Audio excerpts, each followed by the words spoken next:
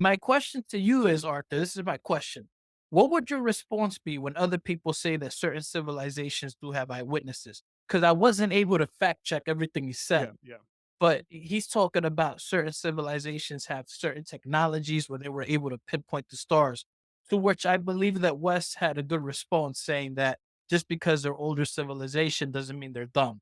Because the Egyptians made these pyramids and we still don't know how they were created today. So my question is, what do we say to that? My response is simple. Okay, they're claiming that they have some kind of eyewitness experience.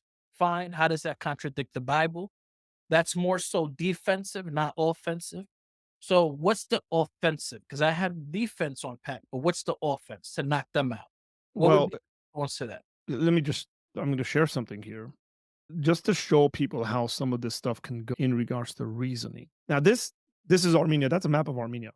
This is a place in Armenia called Karahunj. It literally means Stonehenge. Okay, it's a bunch of rocks that are put as and there's theories about it, but this is in southern Armenia, right there. Okay, and it seems like this is kind of an observatory, an ancient observatory, because there's these holes in these rocks where they locate certain stars during certain parts of the year and all that stuff.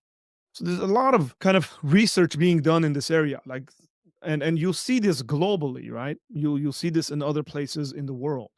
These are prehistoric sort of stuff. So I'm full on with something like what Wes said is, hey, look, just because cultures are ancient doesn't mean the people are stupid. People had developed ways in which to observe the stars because that helped with navigation.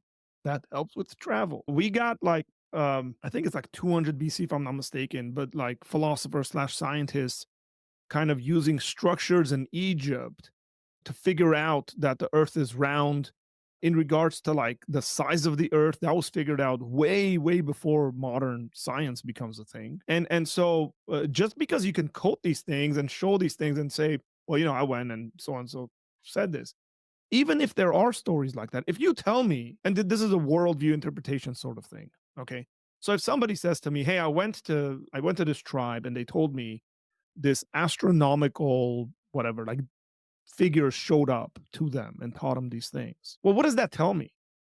Well, it doesn't tell me much. Even if the experience is legitimate, what does it tell me? It tells me that the event happened. Let's just say I'm giving benefit of the doubt and say the event happened. What's the source of the event? Well, Mm. it could be a bunch of stuff. Why is it that if I say, "Hey man, I was asleep the other day and I woke up and there was this dark shadow standing next to me. That was this like creature and it gave me this great fear in my soul, like it wanted to destroy me and kill me." And that's all I say, and somebody says, "Man, that's a demon." I go, "Cool," because they have a Christian lens in which they're interpreting the event in. If somebody doesn't have a Christian lens, which quite a bit of people who believe in aliens and the sort of stuff that Billy talks about don't have a Christian lens, and they might say stuff like, "Oh, that was an alien." Well, in my mind, it could be both. I mean, technically, demons and angels are aliens. They're not of this earth. So I can give him the benefit of the doubt and say, "Look, I trust that you went to these people and these people had this experience. But in my view as a Christian, because I have these established things that I believe in, I think those were demonic experiences that those people had."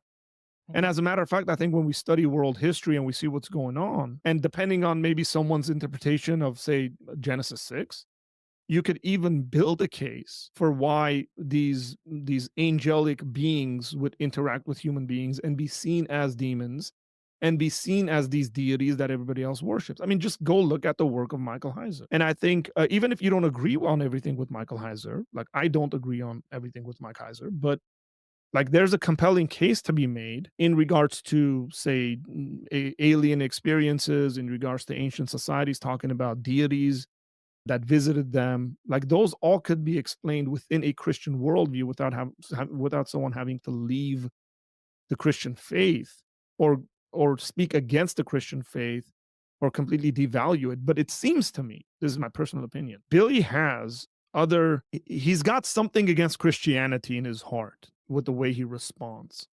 He comes off very strong when the deity of Christ is spoken about. He comes off very strong when God writing the Bible is spoken about. And I don't know what that is. I mean, maybe some stuff happened when he was a kid, and religious, we can guesstimate on that. I don't want to do that. But I can make sense of his worldview. I don't think he can make sense of my worldview. That's the issue. I have enough room in my Christianity to give a reasonable response to the experiences that he talks about. But he can't do that when it comes to arguments for Christianity, reliability, the biblical text, the resurrection of Jesus. I mean, just flat out denying that Jesus died is like the silliest thing someone can do.